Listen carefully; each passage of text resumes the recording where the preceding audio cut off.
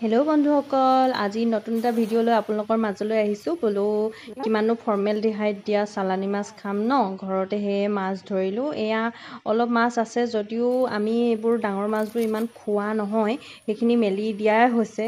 আমাৰ মানুহ কমটো, এজনী বা দুজনী খালেই হয় আৰু।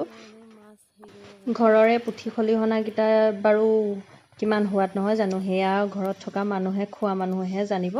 তাতে মাগুৰ এটাও পালোঁ, একদম মাগুৰ মাছ কি সোৱাদ, ঔটেঙা জোলত খাবলৈ নহয় জানো। এয়া কেইটামান মাছ ধৰি মেলি এয়া মাছকেইটা মায়ে বাচি মেলি ল'লে। তাৰপিছত আমি ঘৰতে, এইজনী কমল কাপ খাবলৈ বৰ মিঠা জানেনে, ঘৰতে খোৱা মাছ অৱশ্যে সোৱাদেই বেলেগ, ঘৰৰ বস্তু নহয় জানো।